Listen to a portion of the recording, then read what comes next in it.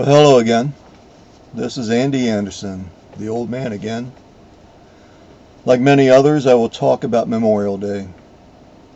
Even though this Memorial Day is a USA national holiday, I endeavor to say everyone in our nation, citizens and illegal immigrants alike, have been touched in some way by war, either directly or indirectly.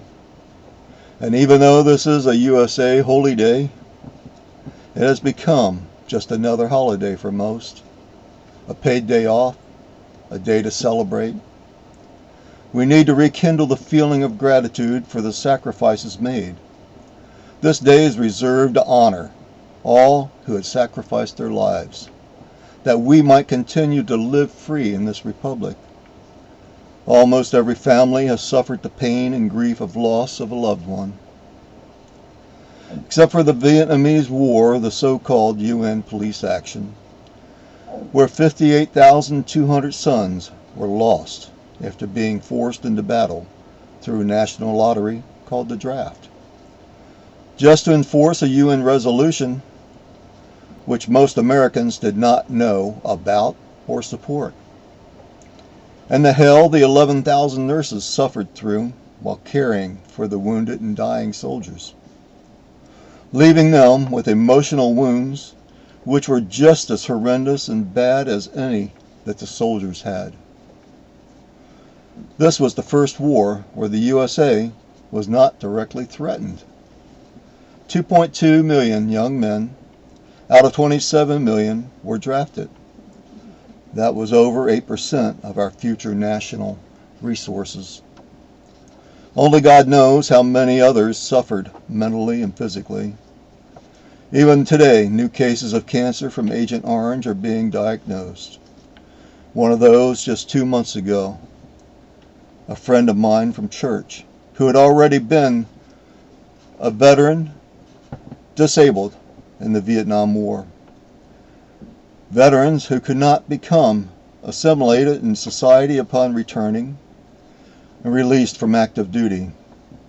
Becoming homeless and dying, they were no longer welcome home, even though they were just doing what their country asked of them. These losses are not being counted as part of the Vietnam War losses. Not to make light of those who have suffered in any of the desert wars and the other engagements our elected leaders got us involved in. Vietnam was just closer and more painful for me and my family. I served on active duty in the U.S. Air Force from 1971 to 1995. Unfortunately, it appears we have been at war in some way throughout our entire national memory. It is impossible to actually count the number of lives which have been lost to ensure the continuance of our republic. And unfortunately, I can foresee a future when our Arlington Cemetery will not be large enough to hold all of those who will continue to sacrifice themselves to keep this republic going. The idea of having a war to end all wars is something that this world will never know. It seems that the entire history is filled with nothing but war.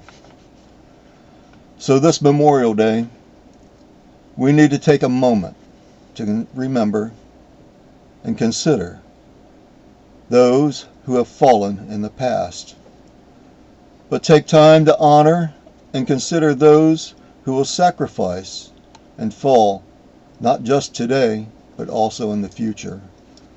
That's not much to ask of those of us who are enjoying what that sacrifice is and provide it to us. And we go, as Christ said in John 15, verse 12, "This is my commandment, that ye love one another, as I have loved you. Greater love hath no man than this, that a man lay down his life for his friends." So take a moment, Memorial Day, just a moment, to thank God for those who are willing to sacrifice themselves that our republic can continue. May God be with you. May He be with our nation. What a blessing it is to live here.